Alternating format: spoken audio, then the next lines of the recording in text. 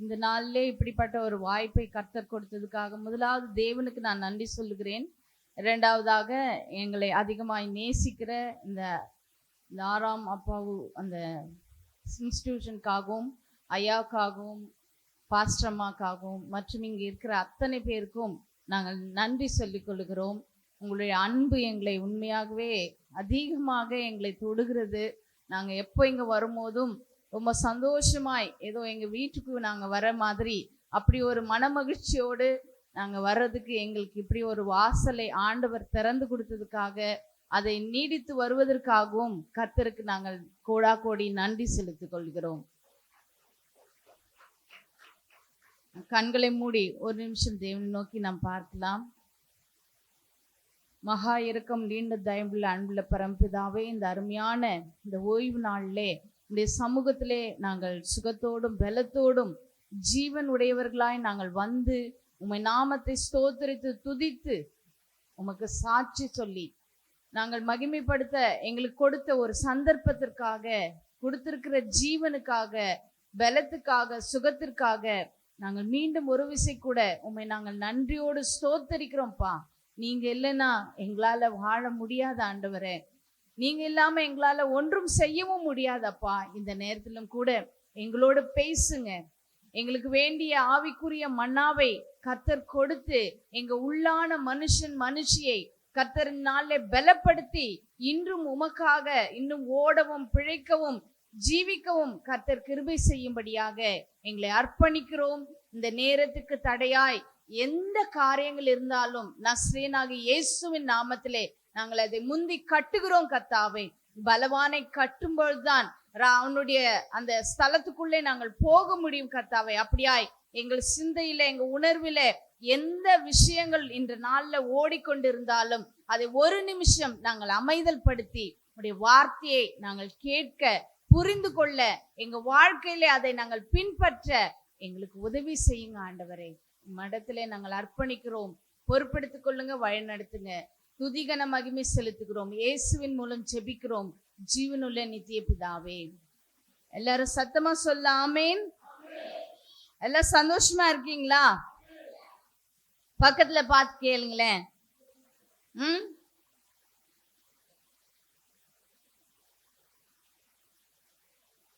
ஒரு சிலர் கையை கொடுத்து உடனே திரும்பிட்டோம். ஒரு சிலர் கொஞ்ச நேரம் பேசுறோம்.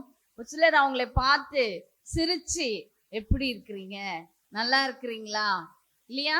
உண்மையாகவே நாம ஒரு கேட்கணுன்ற காரியத்துக்காக இல்லாம நம் இருதயத்திலிருந்து மற்றவர்களை மனதார வாழ்த்தி அவர்களை விசாரிப்பது நமக்கு ரொம்ப அவசியம். இந்த விசாரிப்பு இல்லாமல் எத்தனையோ பேர் ஏங்கி கொண்டிருக்கிறார்கள் இல்லையா? ஏங்குறாங்களா இல்லையா? ஆனா உள்ளத்திலிருந்து நமக்கு ஆண்டவர் கொடுத்திருக்கிற இந்த வாய்ப்புல வாழ்க்கையில நாம் எப்பொழுதும் மற்றவர்களை மனமகிழ்ச்சியாய் அவர்களை நாம் வாழ்த்த வேண்டும், வரவேற்க வேண்டும். ஹல்லேலூயா. சோ இந்த நாள்ல உங்க மத்தியில பகிர்ந்து கொள்ளும்படியாக எடுத்துக்கொண்ட ஒரு வார்த்தை எப்படி என்னன்னு சொன்னா, தேவனுடைய அன்பு. நம்ம எல்லாருக்கும் தேவனுடைய அன்பு இருக்கா? இருக்கா? இருக்கிறவங்களா சத்தமா கைய தூக்கி இன்னும் சத்தமா இன்னும் ஒரு வாட்டி கூட அல்லேலூயா. அந்த அன்பு இன்றைக்கு இல்லைன்னா நீங்க நானும் இங்க உட்கார்ந்து இருக்கவே மாட்டோம் இல்லையா? நாம நேசிச்சு அவரை பெற்றுக்கொள்ளல, அவர் நம்மளை நேசித்து நம்மளை அவரிடத்துல இழுத்து கொண்டிருக்கிறார். ஹல்லேலூயா. எப்படிப்பட்ட அன்பு இல்லையா? அந்த அன்பு இது இந்த உலகத்துல கிடைக்கவே கிடைக்காது. தாய் கூட பிள்ளைகளை என்ன பண்றாங்க? மறந்துடுறாங்க, விட்டு போயிடுறாங்க. தந்தை செய்ய வேண்டியதை கூட செய்யாம போயிடுறாரு. ஆனால் நாம் பிறப்பதற்கு முன்பே தேவன் உங்களுக்காகவும் எனக்காகவும் தன் ஜீவனை கொடுத்தவர். தன் ரத்தத்தினாலே நம்மளை மீட்டு கொண்ட ஒரு மீட்பர் இரட்சகர் இன்றைக்கும் உயிரோடு இருக்கிறார். ஹல்லேலூயா. காசு கொடுத்து வாங்கிடல, நம்மள எது கொடுத்து வாங்கி இருக்கிறாரு? நமக்கெல்லாம் உயிர் எதுல இருக்கு? நம்ம ரத்தத்துல தான் இருக்கு உயிர். அந்த ரத்தத்தை நமக்காக சிந்தி சிலுவையிலே நம்மளை மீட்டு கொண்ட தேவன் இன்றைக்கும் அவர் உங்க பக்கத்துல, உங்க பட்சத்துல, உங்க கூட அவர் இருக்கிறார். நமக்கு தெரிந்த ஒரு வேத பகுதி 1 கொரிந்தியர் 13ஆம் அதிகாரம். இந்த அதிகாரத்தை சொன்ன உடனே என்ன ஞாபகம் வருது? 1 கொரிந்தியர் 13. நம்ம டிடிஎஸ் பசங்க, காலேஜ் இதுல படிக்கிறவங்க எல்லாருக்கும், ஈவன் மற்ற சபையாருக்கு கூட இது தெரியும். 1 கொரிந்தியர் 13னா அது அன்பை பற்றி நமக்கு சொல்லி கொடுக்கிற ஒரு காரியம். அதுல 1-2 இடத்துல தான் நாம நம்மளை பார்க்க முடியும். ஆனால் அது அத்தனையும், அதுல கிட்டத்தட்ட 13-16 காரியங்கள் சொல்லப்பட்டிருக்கு. அது அத்தனையும் உடைய ஒரு நபர் என்று சொன்னால் யாரை நாம் சொல்ல முடியும்? ஆண்டவராக இயேசு கிறிஸ்து மாத்திரமே. ஹல்லேலூயா.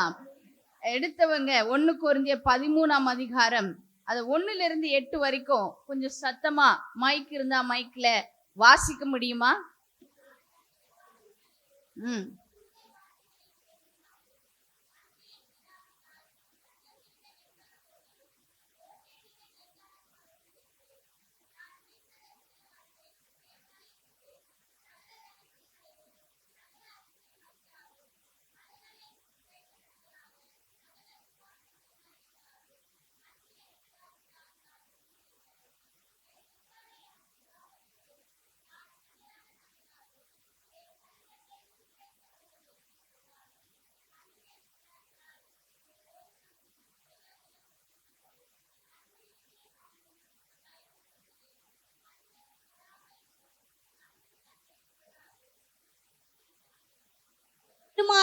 இராது, அயோக்கியமானதை செய்யாது, தற்பொழிவை நாடாது, சினமடையாது, தீங்கு நினையாது, அநியாயத்தில் சந்தோஷப்படாமல் சத்தியத்தில் சந்தோஷப்படும், சகலத்தையும் தாங்கும், சகலத்தையும் விசுவாசிக்கும், சகலத்தையும் நம்பும், சகலத்தையும் சகிக்கும். அன்பு ஒரு காலமும் ஒழியாது. தீர்க்கதரிசிகளினாலும் ஒழிந்து போம், அந்நிய பாஷைகளினாலும் ஒழிந்து போம், அறிவினாலும் ஒழிந்து போம். கடைசி வசனம், அந்த அதிகாரத்தில் இருக்கிற கடைசி வசனம், அதை கூட கொஞ்சம் படிச்சிடுங்க. இப்பொழுது விசுவாசம், நம்பிக்கை, அன்பு இம்மூன்றும் நிலைத்திருக்கிறது. இவைகளில் அன்பே பெரியது. அந்த 13வது வசனத்தை மட்டும் எல்லாரும் சேர்ந்து படிக்க தெரிஞ்சவங்க எல்லாரும் சேர்ந்து சத்தமா அந்த 13வது வசனத்தை மட்டும் நம்ம வாசிக்கலாமா?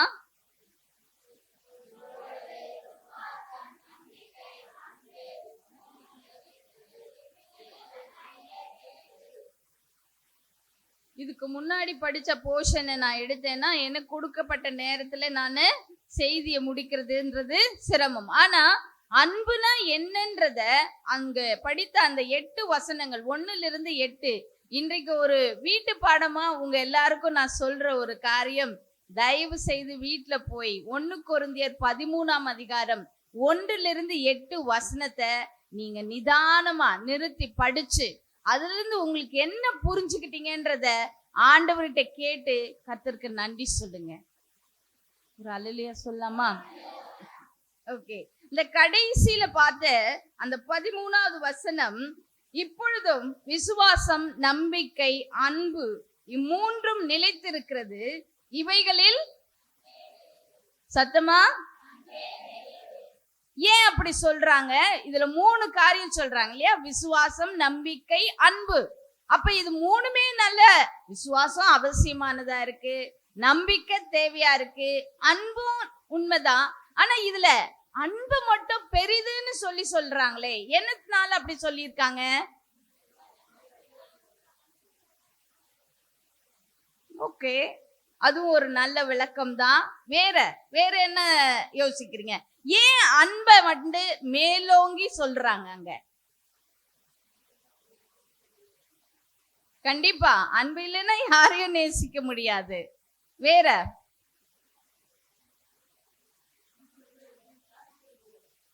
சாதிக்க முடியாது. ஆமா, அதுக்கு முன்னாடி படிச்ச 8 வசனத்தையும் நாம சொல்லிட்டே இருக்கலாம். அன்பு இருந்தாதான் இதெல்லாம் பண்ண முடியும்னு. எல்லாமே உண்மைதான், சத்தியம்தான். ஆனாலும் ஏன் அன்பு பெரியது என்று சொல்லப்பட்டிருக்கு? என்னமா?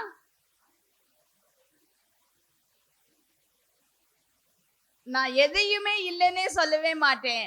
ஆனா ஏன் அதை பெரிதுன்னு சொல்றாங்க? எந்த அன்பு இருந்ததுனால? பாஷமா சொன்னாங்க, அன்பு இருந்ததுனால தான் இன்னைக்கு நீங்களும் நானும் இங்க இருக்கிறோம்னு சொன்னாங்க.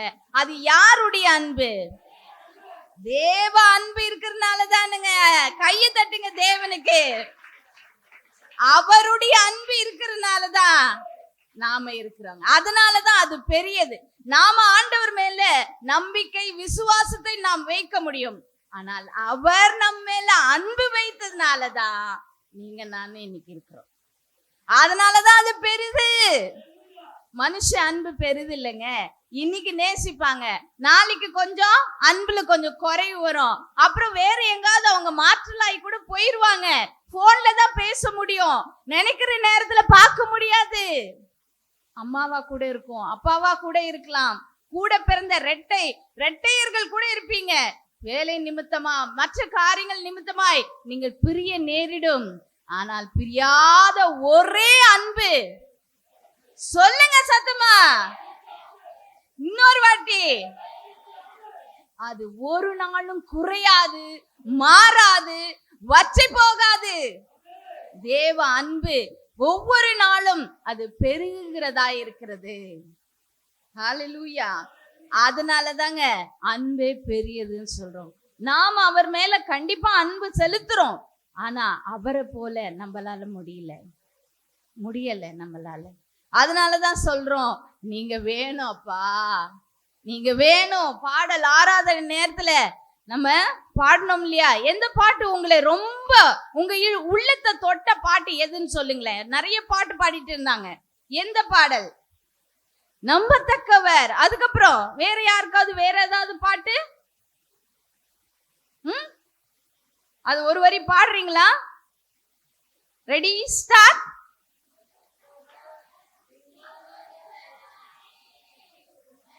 எஸ்.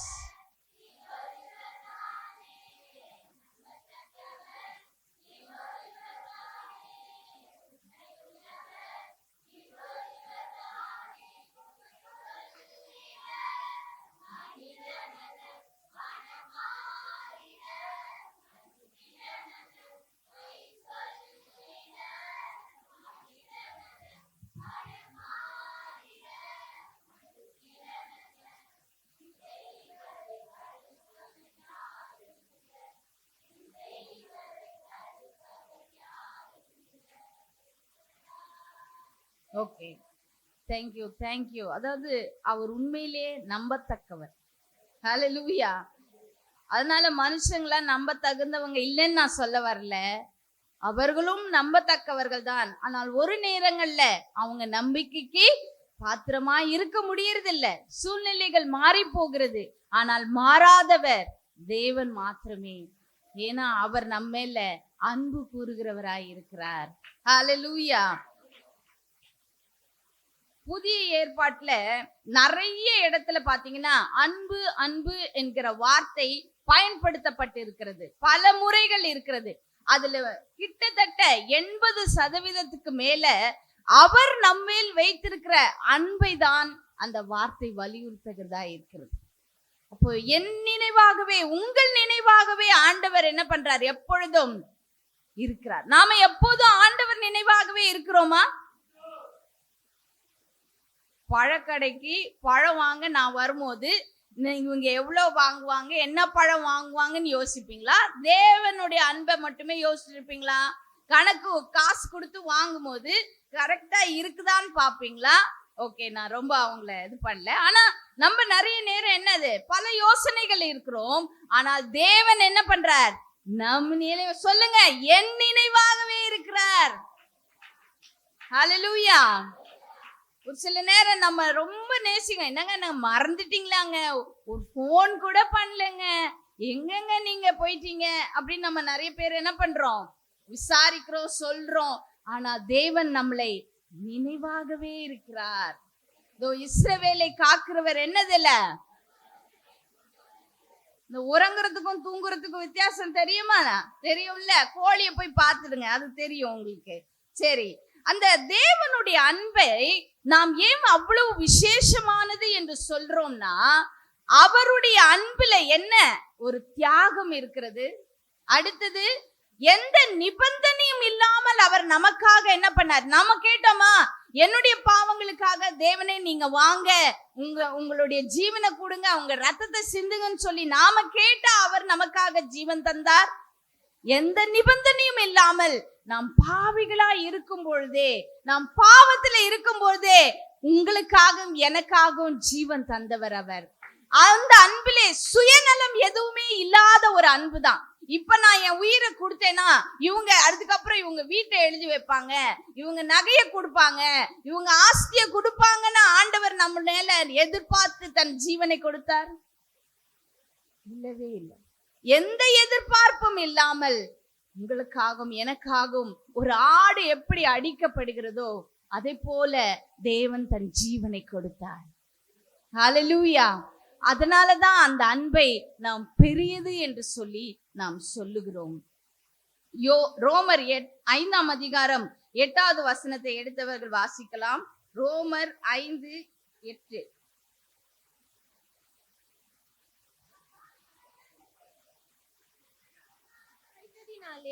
தேவன் நம்மேல் வைத்த தமது அன்பை விளங்க பண்ணுகிறார். என்னவா? நாம் பாவிகளாய் இருக்கையில் கிறிஸ்து நமக்காக மரித்ததினாலே தேவன் நம்மேல் வைத்த தமது அன்பை விளங்க பண்ணுகிறார். ஹல்லேலூயா. அதாவது நாமெல்லாம் பிறக்கவே இல்லைங்க. அவர் 2000 ஆண்டுகளுக்கு முன்பாகவே நமக்காக அவர் தன்னை பலியாக கொடுத்த ஒரு தேவன். ஒருவேளை அதெல்லாம் நாம சொல்லிதான் கேள்விப்பட்டிருக்கிறோம், வேதத்துல வாசித்து அதை விசுவாசிக்கிறவர்களாய் இருக்கிறோம். ஆனாலும் அதை ஆண்டவர் இன்றைக்கும் ஒரு ஜீவனோடு இருக்கிறவராய் நமக்காக அவர் பரிந்து பேசுகிற ஒரு தேவனா இருக்கிறார். ஏதோ நான் என் உயிரை கொடுத்து என் ரத்தத்தை கொடுத்து என் ஜீவனை கொடுத்து நான் மீட்டுட்டேன்னு சொல்லிட்டு இன்றைக்கு அவர் அமைதலாக இல்லை. இன்னைக்கும் அவர் பிதாவின் வலது பரிசுத்துல உட்கார்ந்து எல்லா நேரமும் நம்மளால ஜெபிக்கிறதுன்றது முடியாத காரியமா இருக்கு. அப்போ எனக்காக யார் ஜெபிக்கிறான்னு சொன்னா யாரு? ஆண்டவராகிய இயேசு கிறிஸ்து நமக்காக ஜெபித்து கொண்டிருக்கிறார். அப்ப அந்த அன்பு பெரிய அன்பு தானே. இதை விட பெரிய அன்பு இந்த உலகத்துல இருக்கா? வாலிப பிள்ளைங்க நிறைய பேர் இருக்கிறீங்க. இந்த வாலிப பருவத்துல வரக்கூடிய தடுமாற்றங்கள் நன்றாக தெரிந்த விஷயம்தான். ஆனா அதெல்லாம் ஒரு கொஞ்ச காலம் இருக்கிற அன்பு மாத்திரம்தான். இன்றைக்கு வெளியில நிறைய போறோம் வரோம், எவ்வளவோ பாக்குறோம், அதெல்லாம் சொல்லவே ரொம்ப கஷ்டமா இருக்கு. ஆனால் தேவனுடைய அன்புதான் மெய்யான அன்பு. நம்ம இருதயத்தை தேவனிடத்திலே முழுமையாக ஒப்படைக்கும் பொழுது, அவருடைய அன்பு நம்மளை நிரப்பி நிரப்பி வழியும் பொழுது, நம் பாத்திரம் நிரம்பி வழியும் பொழுது, அதன் மூலியமாய் நாம் மற்றவர்களை ஆண்டவருடைய அன்பை வைத்து தொட முடியும். விசுவாசிக்கிறீங்களா? விசுவாசிக்கிறீங்களா?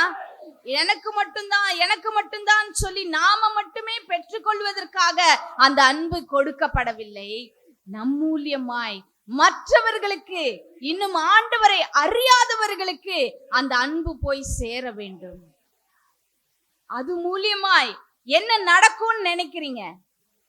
என்ன நடக்கும்னு நினைக்கிறீங்க? உங்க மூலியமாய், உங்க அன்பின் மூலியமாய், உங்களுடைய விசாரிப்பின் மூலியமாய், உங்க கரிசனையின் மூலமாய் ஒரு ஆண்டவரை அறியாதவர்களை நீங்கள் தொடும் பொழுது என்ன நடக்கும்னு நினைக்கிறீங்க? அதுக்கப்புறம் அது மேல என்ன மாற்றம் உண்டாகும்? அந்த ஆத்துமா ஆண்டவருக்குள்ள, ஆண்டவர் ராஜ்யத்துக்குள்ள வரும். ஆண்டவரை அறிந்து கொள்ள முடியும். ஹல்லேலூயா. இந்த சபை இன்னும் நிரம்பி வழியணும்னு எத்தனை பேர் விசுவாசிக்கிறீங்க? எத்தனை பேர் கனவு அந்த ஆசையோட இருக்கிறீங்க? அப்போ நம்ம வாழ்நாள் ஒவ்வொரு நாளிலும் ஒவ்வொரு தருணத்திலும் ஆண்டவரை அறியாதவர்களை நாம் பார்க்கும் பொழுது, தேவன் நம்மளை தொட்ட அவருடைய அன்பின் மூலியமாய் அவர்களை நாம் அன்போடு விசாரிக்கும் பொழுது, அவங்களுக்கு ஏதாவது உதவிகளை நாம் செய்யும் பொழுது நம் மூலியமாய், உங்க மூலியமாய் தேவ அன்பை அவர்கள் ருசி பார்ப்பார்கள். அந்த ருசியை அவங்கள விடாது, அவர்களை ஆண்டவர் பட்சத்துல கொண்டு வந்து. இங்க எத்தனை பேர் அந்த மாதிரி உட்கார்ந்து இருக்கிறீங்க? தேவ அன்பு யாரோ ஒருவர் மூலியமாய் உங்களுக்கு கொடுக்கப்பட்டதுனாலதான் இன்றைக்கு நீங்க இங்க உட்கார்ந்து இருக்கிறீங்க. அப்ப உங்க மூலியமாய் இன்னும் அநேகர் தொடப்படும் பொழுது அவங்க இங்க வருவாங்க. நீங்க சொல்லவே வேண்டாம், சர்ச்சுக்கு வாங்க, சபைக்கு வாங்கன்னு சொல்ல தேவையில்ல. உங்க வாழ்க்கை மூலியமாய், உங்க அன்பின் மூலியமாய், தேவன் தந்த அந்த அன்பின் மூலியமாய் அவர்களை தேவனுடைய ராஜ்யத்துக்குள்ளாக நாம் கொண்டு வர முடியும். 1 யோவான் 4ஆம் அதிகாரம் 10வது வசனம். 1 யோவான் 4:10. நாம் தேவனிடத்தில் அன்பு கூர்ந்ததினால் அல்ல, அவர் நம்மிடத்தில் அன்பு கூர்ந்து நம்முடைய பாவங்களை நிவர்த்தி செய்கிற கிருபாதார பலியாக தம்முடைய குமாரனை அனுப்பினதினாலே அன்பு உண்டாயிருக்கின்றது. ஓகே, யோவான் 3:16 உங்களுக்கு மனப்பாடமா தெரியும், சொல்ல முடியுமா?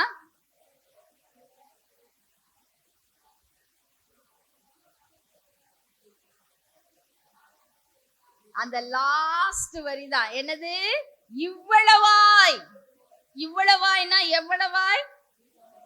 சிலுவையிலே தன் ஜீவனை கொடுக்கிற வரைக்கும். அதுக்கு மீறி ஒருத்தர் ஒரு அன்பை செலுத்த முடியாது. அதுதான் எல்லை. அந்த அந்த எல்லையை தொட்டவர் தான் நம் ஆண்டவராகிய இயேசு கிறிஸ்து. ஹல்லேலூயா. அப்போ நம்ம அப்படி ஒரு விலையேற பெற்ற இரத்தத்தினாலும் ஜீவனாலும் நாம் மீட்கப்பட்டிருக்கிறோம். அவருடைய மகனாக மகளாக இன்றைக்கு தேவ சமூகத்துல உட்கார்ந்து இருக்கிறோம். அதை நான் மட்டும் ருசிக்கிறதுக்காக அல்ல, நம் மூலியமாய் இன்னும் அநேகரை தேவனுடைய மந்தைக்குள்ள, ராஜ்யத்திற்குள்ள நாம் மதமாற்றம் செய்வது கிடையாது. அவங்களுக்கு அன்பை பாராட்டினா போதும், அது வழியாய் அவர்கள் என்ன பண்ணிடுவாங்க? உண்மையான வெளிச்சத்தை, உண்மையான சத்தியத்தை அவர்கள் அறிந்து கொள்வார்கள். ஹல்லேலூயா. இந்த அன்பை பெற்ற இன்னும் நிறைய இருக்கு, ஆனா எனக்கு இன்னும் ஒரு 10 நிமிஷம் டைம் இருக்கு. சோ இந்த அன்பை பெற்ற ஒரு 3 நபர்களை குறித்து வேதத்திலே என்ன சொல்லப்பட்டிருக்கின்றத நாம் பார்க்கலாம். அதாவது 2 ராஜாக்கள் 6ஆம் அதிகாரத்தை எடுத்து வச்சுக்கோங்க. 2 ராஜாக்கள் 6ஆம் அதிகாரம் பழைய ஏற்பாட்டுல இருக்கும். அதுல பாத்தீங்கன்னா 16வது 17வது வசனத்தை எடுத்தவங்க வாசிக்கலாம். 2 ராஜாக்கள் 6ஆம் அதிகாரம் 16, 17.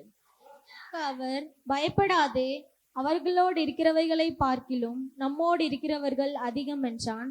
அப்பொழுது எலிசா விண்ணப்பம் பண்ணி, கர்த்தாவே, இவன் பார்க்கும்படி இவன் கண்களை திறந்தருளும் என்றான். உடனே கர்த்தர் அந்த வேலைக்காரன் கண்களை திறந்தார். இதோ, எலிசாவை சுற்றிலும் அக்கினிமயமான குதிரைகளாலும் ரதங்களாலும் அந்த மலை நிறைந்திருக்கிறதை அவன் கண்டான். ஆமென். இதனுடைய பின்னணியம் என்னன்னு சொன்னா, ஒரு ராஜா இஸ்ரவேல் ஜனங்களை அவங்களை எப்படியாவது போர்ல ஜெயிச்சு அவங்களை தன்னுடைய ஆளுமை கீழாக கொண்டு வரணும்னு சொல்லி, ராஜாவுக்கு கூட கண்டிப்பா ஒரு மந்திரி கூட்டம் இருக்கும் இல்லையா, அவங்க எல்லாம் ரகசியமா சேர்ந்து திட்டம் போடுவாங்க. இதெல்லாம் பகிரங்கமா பண்ணுவாங்களா? ஒரு நாட்டை போய் சண்டை போட்டு பிடிக்கிறதெல்லாம் மேடை போட்டு சபைய பேசி செய்வாங்களா? அவங்க அவருடைய அரண்மனையில, அந்த ராஜ அவையில மந்திரிமார்களும் இன்னும் சேனாதிபதிகள் இவங்க எல்லாம் படை தலைவர்கள் எல்லாம் இருக்கிற இடத்துல எப்படி நாம அந்த நாட்டை போய் ஜெயிக்கிறதுன்றத திட்டமிடுவாங்க இல்லையா? அப்ப அது ரகசியமாய் நடக்கிற ஒரு காரியம் தானே. ஆனா இந்த ராஜா எப்பெல்லாம் இஸ்ரவேல் ஜனத்தை போய் பிடிக்கலான்னு திட்டம் போடுறாரோ, அப்பெல்லாம் அவங்க வர்றதுக்கு முன்னாடியே இஸ்ரவேல் ஜனம் என்ன ஆயிடுது? ஆயத்தம் ஆயிடுறாங்க. இது எப்படிடா நடக்குது அப்படின்னு இந்த ராஜாவுக்கு என்னது? ஒரே மனசுல குழப்பம். ஒருவேளை நம்ம கூட்டக்குள்ளேயே ஏதோ ஒரு கருப்பாடு இருக்குதோ, இந்த கருப்பாடு தான் போய் சொல்லிடுதோ அப்படின்னு சொல்லிட்டு அவரே கேக்குறார், யாராவது அப்படி சொல்லிடுறீங்களா? என்ன நடக்குது? எனக்கு ஒண்ணுமே புரியலையே. ரகசியமா திட்டம் போடுறோம், ஆனா நம்ம போறதுக்கு முன்னாடி அவங்க எப்படி ஆயிடுறாங்க, ரெடி ஆயிடுறாங்களேன்னு சொல்லிட்டு இந்த ராஜா ரொம்ப குழம்பி போயிருக்காரு. அப்போ அந்த அவரோட குழுவில இருக்கிற ஒருத்தர் என்ன பண்றாங்க, 12வது வசனத்தை பாடுங்க. அப்பொழுது அவன் ஊழியக்காரரில் ஒருவன், அப்படி இல்லை, என் ஆண்டவனாகிய ராஜாவே, நீர் உம்முடைய பள்ளி அறையிலே பேசுகிற வார்த்தைகளையும் இஸ்ரவேலில் இருக்கிற தீர்க்கதரிசியாகிய எலிசா இஸ்ரவேலின் ராஜாவுக்கு அறிவிப்பான் என்றான். என்னவா, நீங்க ராஜ அவையில போடுறத சொல்லி கேக்குறீங்க? உங்க பெட்ரூம்ல, நீங்க தூங்குற ரூம்ல உங்க மனைவி கூட நீங்க எதை பேசினா அத கூட என்ன பண்ணிடுவாரு? அங்க ஒரு தீர்க்கதரிசி இருக்கிறாரு, எலிசான்ற தீர்க்கதரிசி இருக்காரு. அவரு அந்த ராஜாவுக்கு சொல்லிடுறாரு. நான் அப்படி போயிட்டு ஐயாவை கொஞ்சம் விடலான்னு நினைக்கிறேன். அவரு செய்தியை அவரு நிறைய அப்படியே வச்சிருக்கிறாருன்னு நினைக்கிறேன். ஆனா தேங்க்யூ ஐயா, கொஞ்சம் நம்மளும் அமைதலா இருக்கிறது நல்லது. சோ இப்படி ஒரு தீர்க்கதரிசி இருக்கிறாரு. அவர் தான் என்ன பண்ணிடுறாரு, எல்லாத்தையும் ராஜாவுக்கு அந்த ஜனங்களுக்கு சொல்லி அவங்களை முன்கூட்டியே ஆயத்தப்படுத்தி கொண்டு இருக்கிறாருன்னு சொல்றோம். இப்போ தொடர்ந்து பார்க்கும்போது அந்த ராஜா, அப்படியா, அவர் எங்க இருக்கிறாருன்னு கண்டுபிடிங்க, நாம போய் எப்படியாவது அவரை சிறப்பிடிச்சிடலாம்னு சொல்லிட்டு அவர் சேனையோட பெரிய பட்டாளத்தோட அவர் வருகிறார். அப்படி வரும் பொழுது இந்த எலியாவுடைய வேலைக்காரர் காலையில எழுந்து வீட்டுல இருந்து வெளியே பாக்குறாரு. பார்த்தா அப்படியே சுத்திலும் யார் நிக்கிறா, குதிரைகளும் வீரர்களும் எல்லாம் ஆயத்தமா நிக்கிறாங்க. அப்ப அந்த இடத்துல நீங்களும் நானும் அந்த வேலைக்காரனா இருந்தா என்ன பண்ணிருப்போம்? சொல்லுங்க. பயந்து நடுங்கி ஒருவேளை அங்கேயே ஏதாவது பண்ணிருந்தா கூட பண்ணிருப்போம். அவ்வளோ ஒரு படை சேனையோடு எதிராளி நிற்கும் பொழுது அந்த வேலைக்காரன் போய் அந்த தீர்க்கதரிசி கிட்ட சொல்றாரு. ஆனா தீர்க்கதரிசிக்கு முன்னாடியே தெரிஞ்சிச்சு. ஹல்லேலூயா. அது எப்படி அவர் பார்த்தாருன்னா, அவருடைய மனக்கண்கள்ல அவர் பார்த்தார். எதை பார்த்தார்னா, அந்த வசனம் இப்ப நம்ம படிச்சோம் பாத்தீங்களா? எந்த வசனம்? 16, 17. அதற்கு அவன், பயப்படாதே, அவர்களோடு இருக்கிறவர்களை பார்க்கிலும் நம்மோடு இருக்கிறவர்கள் அதிகம் என்றான். அப்பொழுது எலிசா விண்ணப்பம் பண்ணி, கர்த்தாவே, இவன் பார்க்கும்படி இவன் கண்களை திறந்தருளும் என்றான். உடனே கர்த்தர் அந்த வேலைக்காரன் கண்களை திறந்தார். இதோ எலிசாவை சுற்றிலும் அக்கினிமயமான குதிரைகளாலும் ரதங்களாலும் அந்த மலை நிறைந்திருக்கிறதை அவன் கண்டான். ஹல்லேலூயா. அவரை சுத்தி மட்டும் இல்லைங்க, அவர் மேல நம்பிக்கையா இருக்கிற அத்தனை பேரை சுற்றிலும் தேவன் அக்கினிமயமாய் ரதங்களோடு அவர் இருக்கிறவராய் இருக்கிறார். ஆண்டவர் சொல்றாரு, என்னுடைய பெயர் ஒருவேளை அந்த பார்வோன் ராஜா கேட்டானா நான் என்ன சொல்றதுன்னு ஆண்டவரேன்னு மோசே கேட்டப்போ ஆண்டவர் சொல்றாரு, நான் இருக்கிறவராகவே இருக்கிறேன் என்று போய் சொல்லுப்பா. அந்த தேவன் இன்றைக்கு உங்களோடும் கூட இருக்கிறார். உங்களை சுற்றி என்ன சூழ்நிலைகள் இருக்குன்னு எனக்கு தெரியாது, ஆனால் ஆண்டவருக்கு தெரியும். உங்க மாம்ச கண்கள்னால நீங்க பாத்தீங்கன்னா அந்த பிரச்சனை மட்டும்தான், உங்களை எதிர்த்து நிற்கிற காரியங்களை மட்டும்தான் நீங்க பார்க்க முடியும். ஆனால் உங்களுடைய ஆவிக்குரிய கண்களை, இந்த வேலைக்காரனுடைய கண்களை தேவன் திறந்தார். அவன் அந்த அக்கினிமயமான ரதங்களையும் போர் வீரங்களையும் பார்க்க முடிஞ்சது. ஏற்கனவே இந்த வசனத்தை அவங்க தெரிஞ்சுச்சான்னு தெரியல. இந்த உலகத்துல இருக்கிறவனை காட்டிலும் யாருக்குள்ள இருக்கிற அவரு? இப்ப நீங்க யாரு? இயேசுவின் பிள்ளை. நீங்கள் மேற்கொள்ளுகிறவர்கள். என்னது? நீங்க அம்மா ஒருத்தவங்க அருமையா சாட்சி சொன்னாங்க, நான் போதும்னு சொல்லிட்டு வாழ்க்கையை முடிச்சிடலான்னு நினைச்சு போனேன். ஆனா அங்க போன பிறகு எப்படியோ என் ஆண்டவர் என்னுடைய எண்ணத்தை மாற்றி விட்டார். என்ன ஒரு மகிழ்ச்சி பாத்தீங்களா? இன்னைக்கு நமக்கு அவங்க ஜீவனுள்ள ஒரு சாட்சியாய் நம் மத்தியில இருக்கிறாங்க. இன்னைக்கு நிறைய நேரங்கள்ல நம்ம சிந்தையில இந்த தற்கொலை ஆவி வந்து கொண்டுதான் இருக்கு. ஏன்னா என்னத்தை பார்க்கிறோம்? நம்ம பிரச்சனைய பார்க்கிறோம், சூழ்நிலைய பார்க்கிறோம், நாம் சோர்ந்து போகிறோம். ஆனால் நம் கண்களை வானத்துக்கு நேரா நேராய் ஏறெடுக்கும் பொழுது எனக்கு ஒத்தாசை வரும் பர்வதத்துக்கு நேராய் என் கண்களை நான் ஏறெடுப்பேன். ஒத்தாசை ஓடி வருங்க. ஹல்லேலூயா. அருமையான தேவன்ங்க. நம்மள அவர் பாதையில விடுகிறவர் அல்லங்க. நான் தலை நரைக்கும் வரைக்கும் தாங்குவேன், ஏந்துவேன், சுமப்பேன், தப்புவிப்பேன் என்று சொல்லி நமக்கு வாக்குத்தத்தம் பண்ணவர், வாக்கு மாறாத தேவன். ஹல்லேலூயா. இன்னும் நான் தொடர்ந்து பேசணும் தான் ஆசை. மீண்டும் ஒரு சந்தர்ப்பம் தேவன் தந்தா தொடர்ந்து இதுல இன்னும் 2-3 நபர்கள் இருக்கிறாங்க, அவர்களை நாம் அப்போது பார்க்கலாம். நம் கண்களை மூடலாமா? ஆண்டவரே, எனக்கு நீங்க கொடுத்திருக்கிற இந்த வாழ்க்கைக்காக நான் நன்றி சொல்லுகிறேன் அப்பா.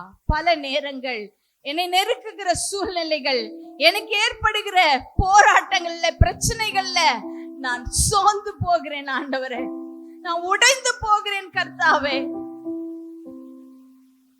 நான் இந்த நாள்ல உம்முடைய அன்பை நான் ருசித்திருக்கிறேன் சுவாமி. எனக்காக நான் வாழ்வதை காட்டிலும் நான் உமக்காக நான் வாழ ஆசைப்படுறேன்னு சொல்றவங்க மாத்திரம் வலது கைய ஆண்டவருக்கு நேராய் நீங்க தூக்கி காட்டுங்க. நான் எனக்காக வாழ விரும்பல ஆண்டவரே, நான் உமக்காக நான் வாழ விரும்புறேன். நீங்க ஒருவேளை 60 வயசுக்கு மேல கூட இருக்கலாம், இல்ல சின்ன பிள்ளையா இருக்கலாம். நீங்க யாரா இருந்தாலும் நான் ஆண்டவருக்காக வாழ விரும்புறேன். அவருடைய அன்பை நான் மற்றவர்களுக்கு நான் கொடுக்க விரும்புகிறேன் ஆண்டவரே. உமக்காக ஒரு ஆத்துமாவை நான் ஆதாயப்படுத்த நான் ஆசையா இருக்கிறேன், நான் வாஞ்சையா இருக்கிறேன், நான் தாகமா இருக்கிறேன் ஆண்டவரே. எனக்கு உதவி செய்யுங்க சுவாமி, எனக்கு உதவி செய்யுங்கன்னு சொல்லி கை தூக்கி இருக்கிற ஒவ்வொருத்தரையும் கர்த்தர் நீர் கனப்படுத்துங்கப்பா. ஆத்துமாவை ஆதாயப்படுத்த உம்முடைய அன்பை என்னுடைய தலையிலிருந்து என் பாதம் வரைக்கும் உம்முடைய அன்பினால் என்னை நிரப்பி இருக்கிறீங்க. என் பாத்திரம் நிரம்பி வழிந்து கொண்டிருக்கிறது. அதன் மூலியமாய் நான் ஆத்துமாவை ஆதாயப்படுத்த, நான் மட்டும் ருசித்து கொண்டு நான் மட்டும் புஷ்டியாயிட்டு இருக்காதபடிக்கு நான் மற்றவர்களையும் தேவனுக்காக ஆதாயப்படுத்த எனக்கு உதவி செய்யுங்க ஆண்டவரே, உதவி செய்யுங்க ஆண்டவரே.